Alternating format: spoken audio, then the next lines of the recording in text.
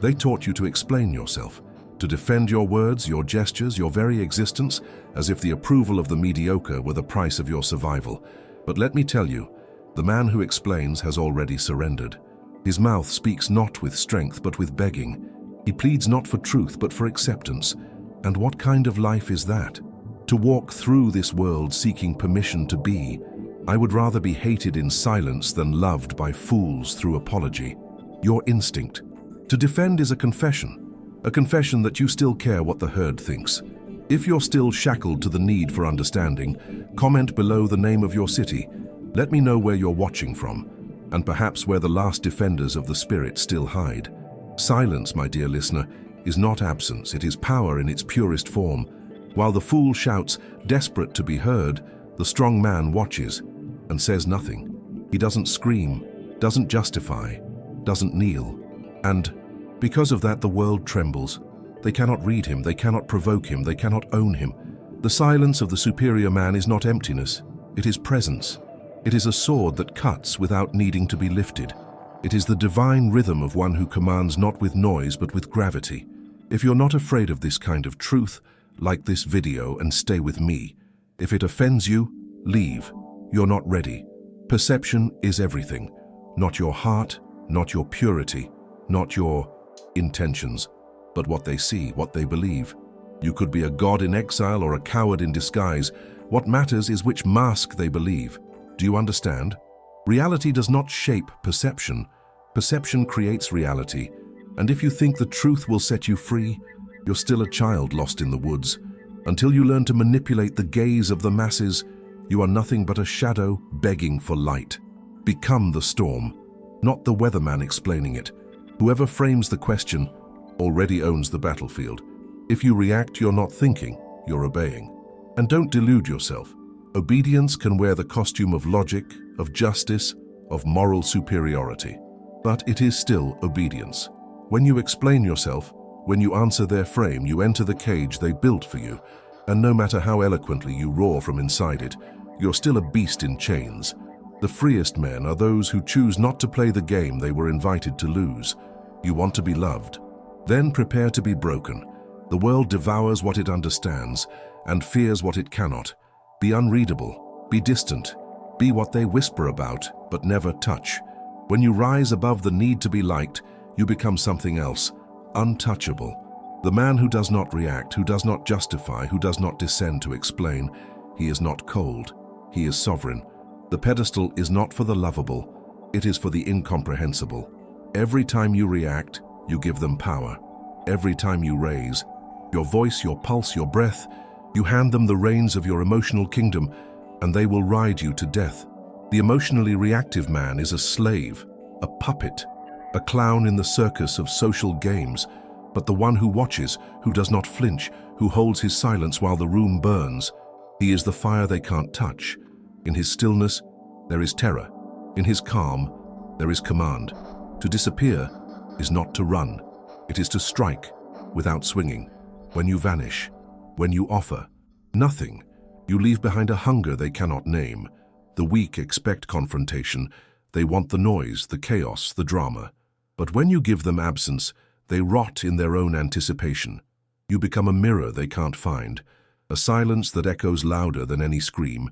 This is not cowardice. It is cruelty at its most refined.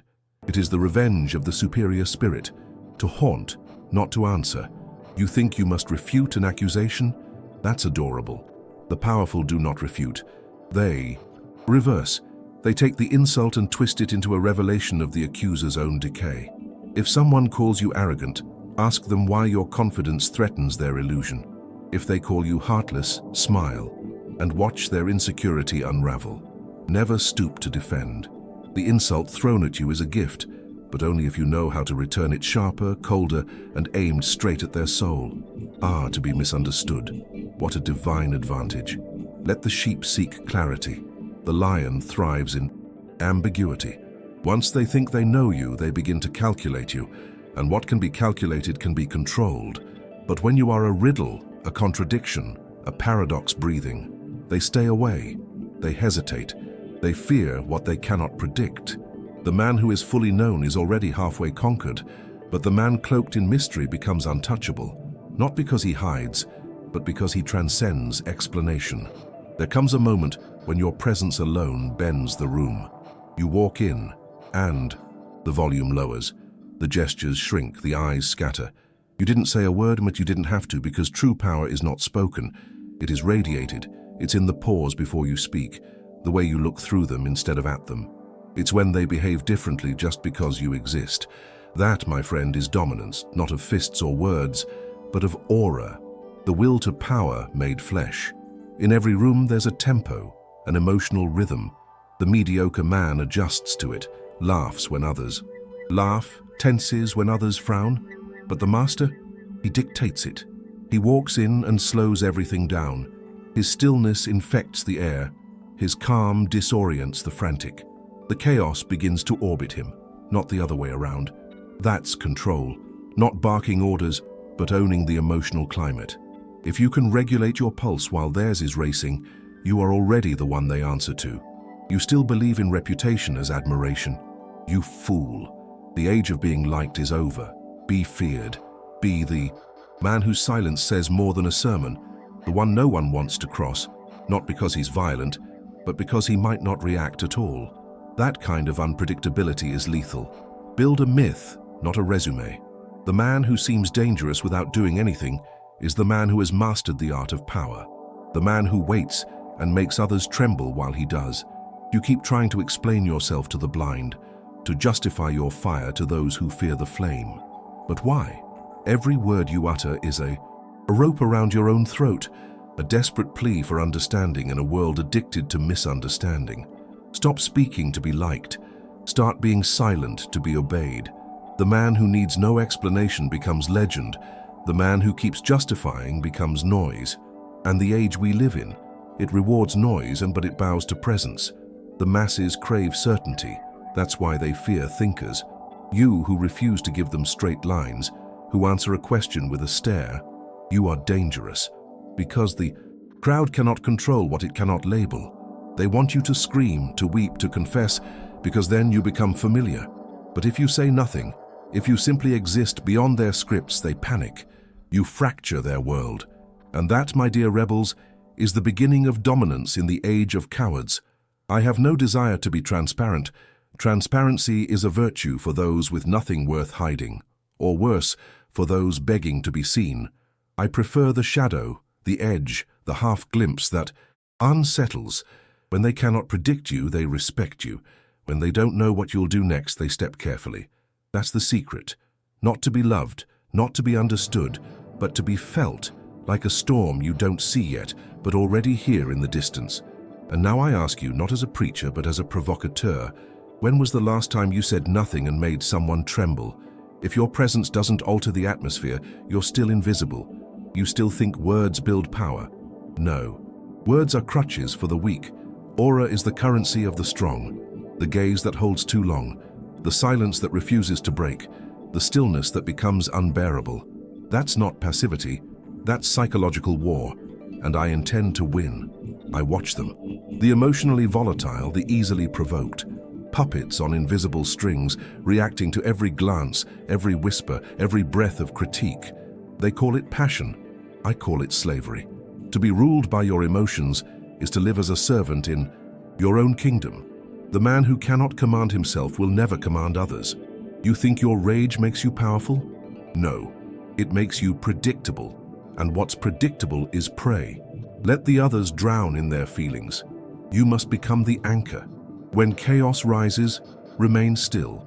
When accusations fly, stay silent. When provoked, disappear. This is not weakness. This is precision, and they will hate you for it, because nothing infuriates the emotionally needy more than the one who refuses to. Feed them. Do not feed them. Do not validate their theater. Starve their drama. Let your absence be the mirror in which they meet their own desperation. To vanish is not to retreat. It is to ascend. You leave not because you are broken, but because you are done playing.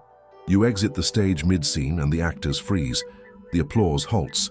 They cannot continue the script without you, and in that silence, you become immortal.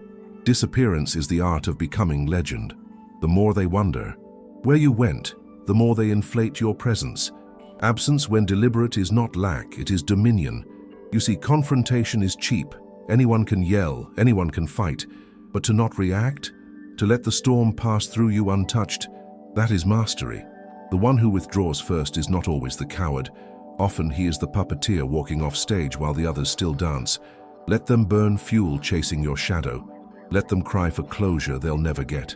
The one who disappears without explanation becomes a myth, and myths are far more powerful than men. You don't owe the world your truth, you owe it your impact. And if your silence wounds more than 1,000 words ever could, then let them bleed. There is art in leaving things unsaid. Let them speculate, let them spiral, let them build narratives from scraps you've thrown. The superior man never argues. He alters the atmosphere. He doesn't fight for control of the conversation. He becomes the silence that ends it. Some will call you arrogant. Let them. Arrogance is the name the insecure give to presence. When you walk without apology, when your eyes do not flinch and your spine does not bend, you frighten the small, and they must label that fear. So they call you distant, cold, unreachable. Smile at this, wear it, for it means you have succeeded in what few ever will. You've risen above the herd. You no longer belong to them, and that is your liberation. Do not make the mistake of seeking justice in the court of public opinion. The crowd does not seek truth, it seeks spectacle, and the man who defends himself before the mob is already guilty, not of crime, but of weakness. Let them rage, let them accuse, let them fabricate. Your silence will expose their need. Your stillness will reflect their chaos. There is no greater humiliation for your enemies than to be ignored with elegance. Let me be clear. I do not write for the agreeable. I write for the dangerous, for those who have tasted rejection and spat it back with a grin, for those who would rather walk alone than kneel in a crowd. If that is you, subscribe. Not for me, for yourself, for the version of you that refuses to shrink, for the one who no longer begs to be seen, but commands to be remembered. This channel is not a sermon, it's a sword, sharpen it. There is a kind of man the world never forgets, not because he shouts, but because he refuses to explain. He moves through life like a shadow with weight. Every glance he gives is deliberate, every silence intentional. He knows that power is not in speech, but in suggestion. He has mastered the rhythm of restraint, and in doing so, he becomes the question no one dares to ask, and the answer no one dares to ignore. If you've come this far, it means something inside you refuses to die quietly. Good. Cultivate it. Let this fire grow, not into noise, but into gravity. You do not need permission. You do not need applause. You need edge. The edge to walk away, mid-sentence. The edge to remain still while the weak unravel. The edge to be misunderstood and not care. Because at the end of all things, the last man standing is not the loudest, but the one who never flinched. So I leave you with this. Stop defending who you are. Stop begging to be seen as good, reasonable, fair. The world does not reward the apologetic. It feeds on them. Be the man they do not understand, the presence that disturbs their comfort, the silence that exposes their noise. And when they ask, why you don't answer, why you don't explain, why you don't play along but smile, because you finally understood. A god does not explain himself to insects. Now go, not to speak louder, but to walk heavier, to be the storm in their calm, the enigma in their certainty. Remember this, the man who no longer needs to be understood becomes invincible. If this truth carved something into your chest, share this video with someone who still defends, who still reacts, who still explains. And if you walk with me, truly walk, then like this video, subscribe, but only if you're ready to be feared, not forgiven.